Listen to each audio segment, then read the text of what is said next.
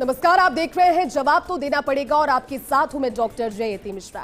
वैश्विक स्तर पर मची उथल पुथल के बीच क्या ग्लोबल ऑर्डर बदलने जा रहा है, ये सवाल इसीलिए क्योंकि ट्रंप टैरिफ और चीन की मोनोपोली के बीच भारत EU ने mother of all deals sign कर दुनिया में नया डेमोक्रेटिक काउंटरवेट तैयार कर लिया है। भारत और यूरोपीय यूनियन के बीच में करीब 2 दशक से अटके फ्री ट्रेड एग्रीमेंट को फाइनल कर प्रधानमंत्री नरेंद्र मोदी ने मोदी है तो मुमकिन है को एक बार फिर से साबित कर दिया है। सवाल ये कि क्या यूरोपीय यूनियन के 27 देशों से भारत की नई फ्रेंडशिप विकसित भारत 2047 के लक्ष्य में बड़ा बूस्टर डोज साबित होगी? तो क्या वाकई में भारत की ग्लोबल लीडरशिप में तैयार हुआ साझा समृद्धि का नया ब्लूप्रिंट ये है? आज इसी पर चर्चा। आज एक और ऐतिहासिक अवसर है जब विश्व की 2 सबसे बड़ी लोकतांत्रिक शक्तियां अपने संबंधों में एक निर्णायक अध्याय जोड़ रही हैं।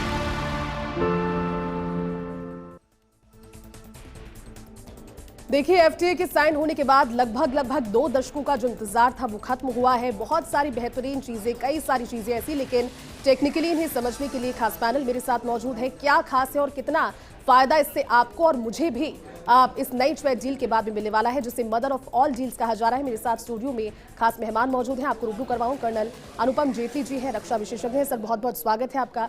सुनील भार्गव जी हैं, वित्त विशेषज्ञ हैं, सर आपका भी बहुत बहुत स्वागत है। विक्रांत सिंह है, विषय विशेषज्ञ, सर बहुत स्वागत है आपका। और सुनील गोयल जी है हमारे साथ में, विषय विशेषज्ञ वो भी हैं, सर आपका भी बहुत बहुत स्वागत है। सुनील भार्गव जी, सबसे पहले आप ही से सवाल और बधाई, क्योंकि लगभग 14 साल का वनवास, लेकिन ये तो 2 दशकों से लगभग करीब ही हम पहुंचने वाले थे जब से इंतजार चल रहा था, लेकिन अब नए समृद्धि के ब्लूप्रिंट पर आज साइन भी हो चुके हैं। और अब भारत और EU के इस करार के बाद वैश्विक स्तर पर भारत की जो पोजीशन है जियोपॉलिटिकल लेवल पर, वो बहुत ज्यादा स्ट्रांग होती हुई नजर आ रही है। आज हर उस भारतीय के हृदय में एक गर्व की अनुभूति है जो इसके बारे में बहुत ज्यादा समझता भी नहीं है। मैं चाहूंगी कि आप एक्सप्लेन कीजिए क्यों इसे मदर ऑफ ऑल डील्स कहा जा रहा है, क्यों इतना खास और इससे क्यों इतनी ज्यादा उम्मीद है सभी को। देखिए, प्रेसिडेंट ट्रंप के आने के बाद जी जो वर्ल्ड ऑर्डर ऑफ ट्रेड है, यानी WTO के जो रेगुलेटरी लॉज हैं, मेरे ख्याल से वो एक तरह से छिन्न भिन्न हो गए और पूरी व्यापार की व्यवस्था अस्त व्यस्त हो गई। राइट। जियोपॉलिटिक्स ने ट्रेड को ओवरटेक कर लिया। अब अगर ट्रेड को ओवरटेक कर लिया और जियोपॉलिटिक्स में धमकियों का दौर आ गया, तो हर दोस्त अपने आप को टटोलने लगा कि मैं विश्वास के दायरे पर कहां खड़ा हूं जी।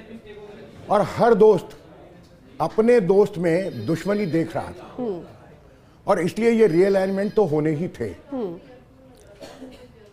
अब इसको मदर ऑफ डील क्यों कहा गया है? 2 अरब लोग भारत और EU की जनसंख्या जी, 1/3 ग्लोबल ट्रेड भारत और EU का 1,20,000 करोड़ का, हाँ 1/4 of the GDP of the globe, जी, और दुनिया की 2nd और 4th लार्जेस्ट इकोनॉमीज। राइट, बिल्कुल अगर इनका कोई समझौता होता है तो वो मदर ऑफ ऑल डील्स क्यों ना कहा जाए? जी, बिल्कुल ठीक है। और ये मदर ऑफ ऑल डील्स इसलिए है कि अभी पिछले हफ्ते ही दुनिया की सबसे बड़ी डील हुई थी, वो यूरोपियन यूनियन और लैटिन अमेरिकन देश। उनके आंकड़े देखिए, 700 मिलियन पीपल, यानी हमारे 1/3, 20% ऑफ GDP और 31 countries, now we are 27 countries. अब अगर ये मदर ऑफ ऑल डील्स है तो इसलिए है जी, कि दुनिया अब बिना पार्टनरशिप के चल नहीं सकती। बिल्कुल ठीक है। और अगर दुनिया बिना पार्टनरशिप के चल नहीं सकती तो इंटरडिपेंडेंस के जो दौर हैं उनमें भारत अब विकल्प नहीं है, बिल्कुल ठीक है। भारत एक अनिवार्य है। अनिवार्य क्यों है? और वो इस समझौते में आपको मालूम पड़ेगा। इस समझौते में भारत ने क्या गेन किया? मोबिलिटी, स्किल मोबिलिटी, यानी दुनिया का सबसे यंग राष्ट्र जी, सबसे ज्यादा प्रोफेशनल एजुकेशन वाला राष्ट्र, सबसे ज्यादा स्किल वाला राष्ट्र, जी जी बिल्कुल, वो जो स्किल मोबिलिटी है वो यूरोपियन यूनियन ने स्वीकार की है। तो हम क्या दे सकेंगे? हम दे सकेंगे स्केल, क्योंकि हम 1.4 अरब लोग हैं जी हम सर्विसेज में स्ट्रांग हैं बिकॉज हमारा प्रोफेशनल स्किल बहुत बड़ी है जी हमारे यहाँ सबसे ज़्यादा इंजीनियर, सबसे ज़्यादा डॉक्टर, सबसे ज़्यादा चार्टर्ड अकाउंटेंट्स, लॉयर्स। तो हम फार्मा के नंबर 1 हैं। हाँ। और जो वैक्यूम यूएस टैरिफ से फार्मा का क्रिएट हुआ है और एक्सेस फार्मा हमारे पास है, उसका एक बाजार यूरोप में तुरंत होगा। हम लोग सेमीकंडक्टर्स में बहुत तेज गति से बढ़ रहे हैं और हर मॉडल के सेमीकंडक्टर्स। और इसलिए आप देखिए कल ही यूरोपियन पार्लियामेंट में जी फ्रांस ने एक बिल पेश किया है, यूरोपियन डाटा सिक्योरिटी बिल। इसका क्या संदेश है? यानी जिस तरह से भारत अपने डाटा के लिए बिल्कुल बिल्कुल चिंतित है, यूरोप भी अपने डाटा के लिए चिंतित है। और उन्होंने इस बात के लिए पार्लियामेंट में ये बिल लाए हैं कि भाई हमारा डाटा सॉवरेनिटी जो है। बिल्कुल सर, लौटूंगे आप पर, एक बार सर से भी टेक ले लेते हैं, क्योंकि कुल मिलाकर के ये जो फैसला है या फिर जो करार है 2 दशक के लंबे इंतजार के बाद, 18 सालों के इंतजार के बाद सर, कर्नल अनुपम जेटली जी से सवाल। सर, इस समय ये करार होना, इस समय दुनिया के सामने ये चीज का आना, जब अमेरिका की हम बात करें, बार बार ट्रंप की ओर से जिस तरह से रक्षा में युद्धों का या फिर युद्ध के समय में हथियारों का इस्तेमाल किया जाता है, वैसे टैरिफ का और ट्रेड का इस्तेमाल ट्रंप बार बार कर रहे थे। और ऐसे में अब इस समय इस करार का हो जाना, एफटीए पर साइन हो जाना, क्या सीधे तौर पर यही बताता है, यही संदेश है कि जिस तरह से आर्थिक व्यवस्थाओं को या फिर जो करार है उसको चलना होता है, रूल बेस्ड इंटरनेशनल ऑर्डर, उससे अगर हटेंगे तो भारत एक बड़े विकल्प के तौर पर अब आ खड़ा हुआ है। और साथ में साझा तौर पर ईयू की भागीदारी, विश्व के स्तर पर भारत और ईयू दोनों की साझेदारी बता रही है कि चाइना और अमेरिका की अब स्थिति धीरे धीरे और ज्यादा कमतर हो जाएगी। क्या आप मानते हैं इसे लेकर, रक्षा के क्षेत्र में हुए करार को लेकर? जयती, मैं इसको 2 चीजों पर कवर करूंगा, एक रक्षा के क्षेत्र पर और एक कि हमको क्या मिला और उसके अलावा ईयू का क्यों मिला और क्यों जरूरी था दोनों के लिए ये इतना बड़ा मदर ऑफ ऑल डील। जी, अगर आप देखें तो इंडो पैसिफिक रीजन में 2 ही बड़ी पावर है, एक चाइना और एक भारत। अमेरिका भी भारत को चाहता था, मगर अमेरिका की जो एक रुख है कि अपनी मनमानी से ट्रेड चलाना, जिस कंट्री को चाहना उसको स्कटिल करने की कोशिश करना, जिसमें भारत के लिए उसने स्कटिल करने की कोशिश की, पूर्णतः फेल हुआ। जी जी। और दूसरा ये कि इंडो पैसिफिक रीजन के बाहर यूरोपियन यूनियन ने जिस तरह 26 जनवरी में अपना कंटिजेंट भेजा, 3 जीप थी, जिप्सी, और उनके अंदर 4 फ्लैग थे। यूरोपियन यूनियन का फ्लैग, नंबर 2 उसमें यूरोपियन यूनियन मिलिट्री स्टाफ का फ्लैग, नंबर 3 उसमें यूरोपियन यूनियन एटलांटा नेवी का फ्लैग, और चौथा शायद एपिडस एटलांटा नेवी का फ्लैग यूरोपियन यूनियन का 4 था। तो ये बड़ा क्लियर था कि मिलिटरली भी इस डील को बहुत ज्यादा स्ट्रेटेजिक माना जा रहा है, क्योंकि यूरोपियन वार जो रशिया और यूक्रेन की है उसमें काफी समय से तीनों बड़े कंट्री जो यूरोप के हैं, इटली, फ्रांस और जर्मनी, सबसे पहले जर्मनी की आवाज उठी थी 3 साल पहले, उनका नाटो से मोह भंग होता जा रहा है और नाटो को यकीन होने लगा है कि अब वो जल्दी बिखरने वाला है। जी। इसको मैं कहूंगा ये अंत की शुरुआत है, बिगनिंग ऑफ एन एंड जिसे कहा जाए। जो बोझ है यूक्रेन को सपोर्ट करने का अरबों खरबों डॉलर का, वो अब यूरोपियन कंट्रीज देने के लिए तैयार नहीं है। और इसलिए उन्होंने ये देखा कि अमेरिका का यूरोप की वॉर पर कोई फर्क नहीं पड़ता, क्योंकि उनका कंटिन्यूअस बॉर्डर नहीं है। मेक इन इंडिया कितना ज्यादा मजबूत इससे होता हुआ नजर आ रहा है, या फिर मेक इन इंडिया को अगर मेक इट ग्लोबल तरीके से अगर इंडिया की प्रोजेक्ट्स वहां पर भी पहुंचेंगे तो इस लिहाज से इससे कितना महत्वपूर्ण समझ रहे? एक छोटा सा उत्तर उसको लेकर। मेक इन इंडिया का अगर आप देखें तो बहुत बड़ा, खासकर अगर टेक्सटाइल का हम देखें जो लेबर ओरिएंटेड इंडस्ट्री है, या ज्वेलरी का देखें जिसपे 50% टैरिफ करने के बाद हमारे एक्सपोर्टर्स को बहुत मुश्किल आ रही थी, अब वो टैरिफ जब एकदम रिड्यूस हो गया है तो ऐसी हालात में यूरोप में हमें बहुत बड़ा मार्केट मिलेगा। ईयू में 27 देश हैं, 27 देशों में हम हर एक किसी भी देश से कम्पीट करके हमारे एक्सपोर्टर्स उसका फायदा उठाएंगे, और इसलिए हमारी अपनी इंडस्ट्रीज और हमारी सर्विसेज के लिए जी। ये सरकार का बहुत बड़ा कदम है कि हमने इसमें अपने सारे मेक इन इंडिया या न्यू स्टार्टअप्स के लिए एक रास्ता खोला है। बिल्कुल। और इसी तरह जब यूरोपियन इन्वेस्ट करेंगे, चाहे एनवायरमेंट क्लीनिंग में, क्लीन एनवायरमेंट में, एनर्जी में या किसी और चीज जी। में, तो वहां जो $500 मिलियन उन्होंने कहा है कि वो इन्वेस्ट करेंगे क्लीन एनर्जी पे इंडिया में, वहां जॉब जनरेट होंगे और इससे भारत के युवाओं को बिल्कुल। बहुत बड़ी राहत मिलेगी। बिल्कुल आप ठीक कह रहे हैं विक्रांत जी। आपसे मैं जानना चाहूंगी, क्योंकि जब हम वैश्विक स्तर पर बात करते हैं, जब जियोपॉलिटिक्स की बात करते हैं, तो अब इस करार के बाद में भारत का एक बड़ा स्ट्रॉन्ग स्टैंड है। खुद ईयू की ओर से कहा जाना कि भारत जब जब सफल होता है तब तब समृद्धि के नए द्वार खुलते हैं। तो किस तरह से इसे आप देखते भी हैं, क्योंकि आने वाले समय में भारत और ईयू साथ मिलकर विश्व की 25% जो जीडीपी है उसको एक साथ कवर करने वाले हैं। बहुत सारे अवसर है, अवसर की समानताएं भी रहने वाली है। ऐसे में वैश्विक स्तर पर भारत कितने मजबूत पोजीशन पर इसके बाद पहुंचने वाला है आने वाले समय में भी? देखिए जयती जी, एक बात मैं अक्सर कहता हूँ कि आज जो वैश्विक हालात है उसमें भारत भले ही सुपर पावर ना हो, लेकिन दुनिया की किसी भी पावर को सुपर पावर बनना या उसका दावा करना तो उसको भारत की जरूरत है, किंग मेकर की भूमिका में। जी। और भारत जो है ना, अब एक सिविलाइजेशनल चेंज इंटरनेशनल रिलेशंस में लेकर के आ रहा है। अब तक अमेरिका के बनाए हुए नियम कायदों के ऊपर दुनिया की व्यवस्था चल रही थी, जिसे हम जीरो सम डिप्लोमेसी बोलते हैं कि मेरा फायदा उनका नुकसान, उनका नुकसान मेरा फायदा। भारत एक नई राह दिखा रहा है, पॉजिटिव डिप्लोमेसी की तरफ जा रहा है। भारत वहां पर बात कर रहा है वसुधैव कुटुंबकम की। भारत वहां बात करता है कि नहीं, सबका फायदा भी हो सकता है, और वो इस मदर ऑफ ऑल डील में दिखता है।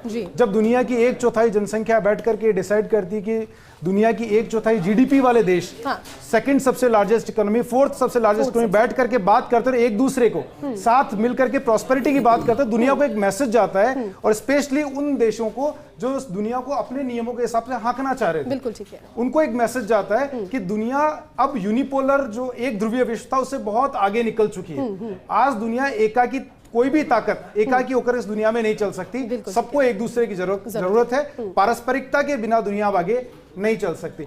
यूरोप के साथ क्या हो रहा था, यूरोप अपनी इंडिपेंडेंसी को खो चुका था। वो उसे भी कहीं ना कहीं सब्स्टिट्यूट की जरूरत थी। अपनी सिक्योरिटी और मिलिट्री सॉवरेनिटी के लिए वो यूएसए पे डिपेंड हो गया था। अपनी मैन्युफैक्चरिंग और सप्लाई चेन के लिए वो चाइना पे डिपेंड हो गया था। अपनी एनर्जी नीड्स के लिए, एनर्जी सिक्योरिटी के लिए, चाहे पेट्रोलियम हो या गैस हो, नेचुरल गैस, उसके लिए वो रशिया पे डिपेंड हो गया था। तो यूरोप के लिए एक बड़ी विकट स्थिति सी हो गई थी। और अब यूरोप ने ये महसूस किया है कि भारत वो उभरती हुई शक्ति है जो तीनों ट्रैप से उसको बाहर निकाल सकते हैं। और भारत एक रिलायबल नेशन भी है। भारत कभी दूसरों का हक बांटने की नहीं सोचता है। बिल्कुल। ये यूरोप को बड़ा अच्छे से समझ में आ गया। तो ये जो अभी डील हो रही है, ये केवल एक इकोनॉमिक टाइज नहीं है, ये भारत की सिविलाइजेशनल जो वैल्यूज हैं, एंशिएंट वैल्यूज हैं, उसका भी एक रेस्पेक्ट है। और इसीलिए विक्रांत जी आज कहा भी प्रधानमंत्री ने कि हर बार इतिहास में एक ऐसा मोड़ आ जाता है जब लगता है कि आज से एक नए युग की शुरुआत है। और संभवतः अगर इसे और डिटेल में समझा जाए तो एक नया युग ही है। सुनील गोयल जी, आपसे मेरा सवाल है, क्योंकि पूरा जो ग्लोबल ट्रेंड है इससे बदलेगा, प्रभाव इससे पड़ेगा, लेकिन भारत के लिहाज से अगर समझने की कोशिश की जाए, कई सारे सेक्टर जैसे जिसमें 99% तक जो चीजें हैं वो अब फ्री भी हो जाएंगी, सस्ती भी हो जाएंगी, भले ही हम अलग अलग सेक्टर्स की बात करें, लेकिन ऐसे कौन से सेक्टर्स हैं जिसमें जो तुरंत असर है या फिर तुरंत गेन्स है वो देखने को मिलेंगे? अगर स्टॉक की बात करें, मार्केट की बात करें, तो वो कितना इफेक्ट होगा सर इससे? मार्केट ने आज इस अनाउंसमेंट के बाद बड़ा पॉजिटिव इम्पैक्ट दिया। और मैं डॉक्टर जयती एक चीज़ जरूर बताना चाहूँगा, दो चीज़ें बड़ी छुपी हुई रह गई इसके अंदर। एक डाटा सिक्योरिटी, जैसा भार्गव साहब ने बताया था अभी कि डाटा सिक्योरिटी में इंडिया में काफ़ी सारे सेंटर्स उनके खुल रहे हैं। दूसरा एक और इसके अंदर एग्रीमेंट में है इंटेलिजेंस की इंफॉर्मेशन शेयरिंग। अभी तक भारत और यूरोप के बीच में कभी भी ऐसे कोई ट्रीटी नहीं थी, ना ऑफिशियली ना ऑफिशियली।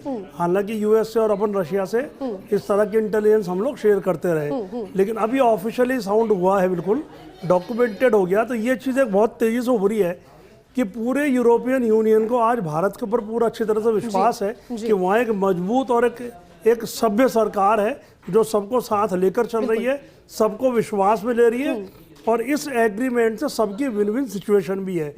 ये सबसे बड़ा एक ऐसा इम्पैक्ट है जो बहुत लॉन्ग टर्म में लंबे समय तक चलेगा। बिल्कुल। ये जहां तक है व्यापार में छोटी छूट बड़ी छूट, ये लोगों के दायरे से बाहर निकल चुकी। हमारे लिए इम्पोर्टेंट था कि हम जो यूएस के ऊपर डिपेंडेंसी थी वो पिछले 1 साल में ट्रंप ने खुद ने अपने पैर कुल्हाड़ी में जाके मार दिए। यूटर्न सर आप देखिए यूटर्न कितने लिए हैं, और कभी कितने 50 बार यू टर्न लिए, तो बड़ा मतलब हमारे तो अरविंद केजरीवाल जी लोग और ट्रंप साहब लोग बराबर से मानता हूँ दोनों को, तो इसलिए एक लाइटर नोट में कह सकता हूँ। लेकिन मोदी जी ने बिल्कुल चुप रहकर, कहते ना एक चुप 100 को हराए, बहुत शांति से धैर्यपूर्ण गंभीरता से अपने देश के बारे में सोचा, विश्व के बारे में सोचा।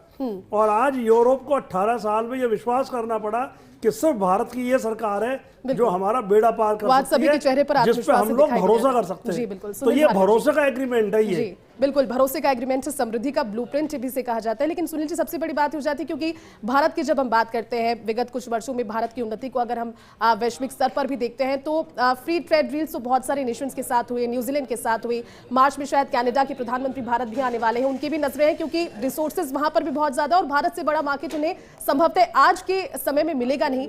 ऐसे में भारत की ओर से समझदारी के साथ में कुछ रेड लाइंस भी इस ट्रेड डील में मेंटेन की गई है। भले हम डेयरी की बात करें या फिर खेती की बात करें, एक बहुत बड़ा तबका खेती और डेयरी से जुड़ा हुआ है, लेकिन वो रेड लाइन मेंटेन की गई है।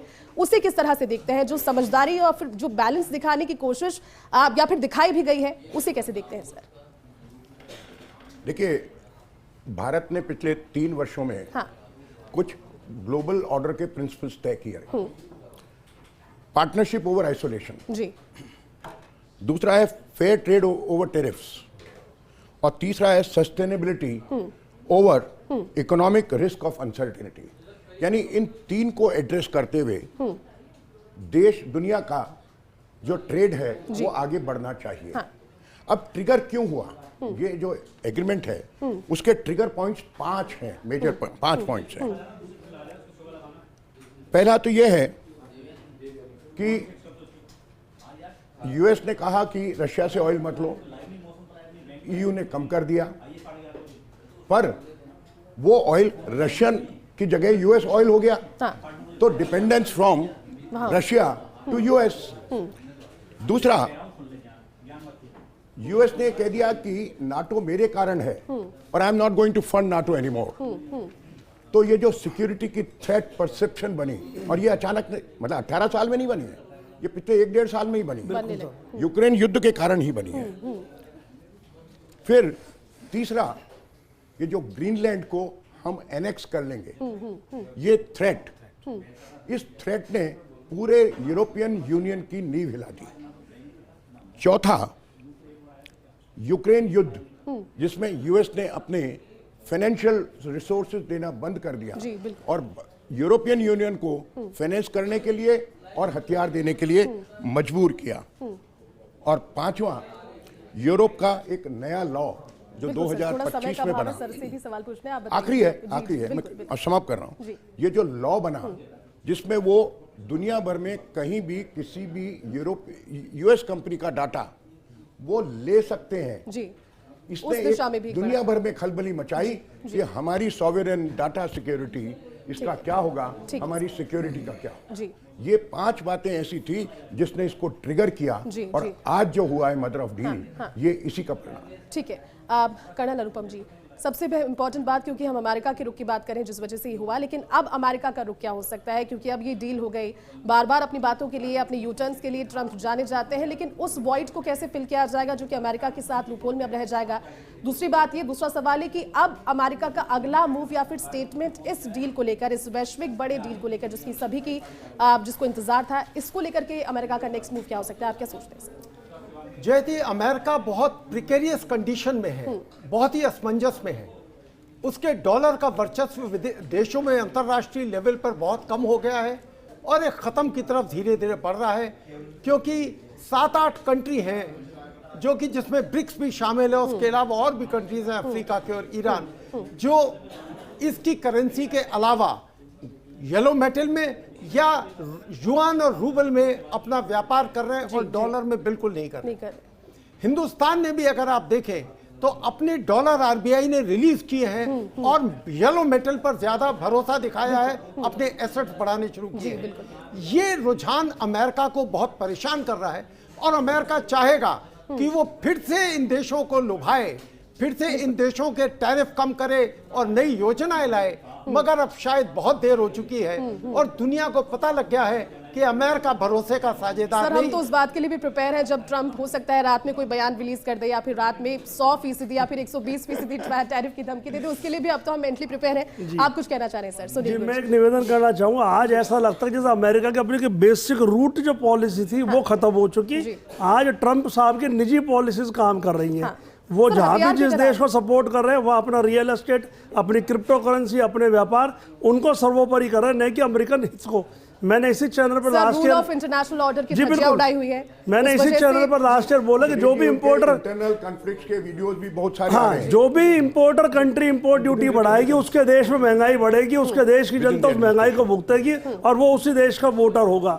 ये साल पूरा निकल गया, आपके सामने वो चीजें इसी चैनल पर मैंने ये स्टेटमेंट दिया था। क्या लगता है अब अगला मूव आप बताइए क्या हो सकता है? ये बिल्कुल ट्रंप यू टर्न लेंगे और ये अपने यू टर्न के लिए मुंह छुपाना पड़ेगा इनको। ये मेरा स्पष्ट बिल्कुल वक्त है। सुप्रीम कोर्ट का डिसीजन आना बाकी है। सुप्रीम वो कोर्ट की बिल्कुल हियरिंग आएगा पूरी हो साहब, और चुकी वो है इनका गेस्ट और आएगा। टैरिफ की वैलिडिटी पर भी आने निर्णय आएगा। हाँ, सुप्रीम कोर्ट जो भी निर्णय लेगी वो अमेरिका अपने देश के लिए, अपने देश के नागरिकों के हित में फैसला करेगी, वो ना कि अकेले ट्रंप साहब के हित के लिए। विक्रांत जी से टेक लेट्स। विक्रांत जी, 2047 का विजन हम बार बार डिस्कस करते हैं, बार बार इसका नाम सुनते हैं, चर्चा सुनते हैं, लेकिन आज लग रहा है कि 2047 तक क्या कुछ ऐसा है जो नहीं हो जाएगा? और खासतौर पर आज इस मदर ऑफ ऑल डील्स के बाद में तो वो एक्सपेक्टेशंस और बढ़ गई है सर। 2047 के विजन को इसके साथ कैसे जोड़ कर देंगे? जयती जी, देखिए क्या ना, दुनिया को एक समझ में आ गया, स्पेशली मुझे लगता है अमेरिका और ट्रंप को, कि इंडिया वो नहीं जिसका आर्म ट्विस्टिंग करके कुछ भी मना लोगे। इसीलिए उन्होंने अपने विश्वास सर्जियो गोर को भी यहाँ भेजा है और अमेरिका भी चाह रहा है कि भारत से एक अच्छी और सम्मानजनक ट्रेड डील वहाँ पे हो जाए। और रही बात ये जो भी ट्रेड डील हुई है ना, और इससे पहले भी अभी न्यूजीलैंड से हुई है, ऑस्ट्रेलिया से हुई है, ओमान से हुई है, यूके से हुई है, हम केवल जेब से जेब, पॉकेट टू पॉकेट रिलेशंस नहीं बना रहे, हम दिल से दिल भी जोड़ रहे हैं। अभी आप देखिए जो यूरोपियन काउंसिल के जो प्रेसिडेंट थे एंटोनियो कोस्टा, वो जब कल थे तो बड़े प्राउडली वो शो कर रहे थे कि मेरे पास ओआईसी कार्ड है, overseas citizen of India card मेरे पास है। वो प्राउड एक यूरोपियन के अंदर है कि यार मेरी जो जड़ें हैं वो भारत के अंदर है। वो उनके चेहरे पर वो एक्सप्रेशंस दिख रहा था। साथ ही साथ आप देखिए कि किस तरह से चीजें बदल रही है। पहली बार यूरोप ने एक वीडियो जारी किया है, उसके अंदर भारत का वो सम्मानजनक पूरा नक्शा दिखाया है, जहां पीओके भी भारत का पार्ट है। इसके अलावा वो भी अपने आप पे एक साइन है, वो भी एक अपने आप में सिंबल है कि किस तरह से हमारी इंपॉर्टेंस ग्लोबल स्टेज पे बढ़ती जा रही है।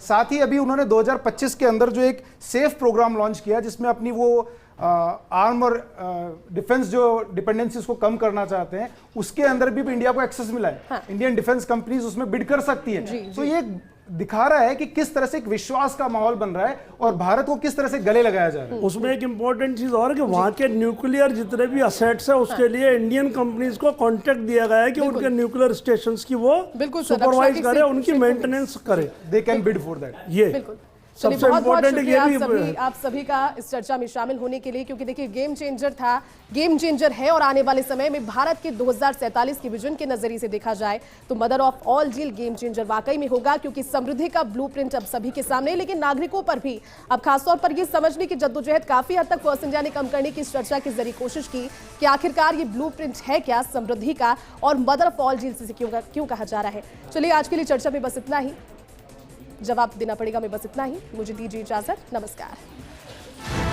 आज एक और ऐतिहासिक अवसर है जब विश्व की दो सबसे बड़ी लोकतांत्रिक शक्तियां अपने संबंधों में एक निर्णायक अध्याय जोड़ रही हैं।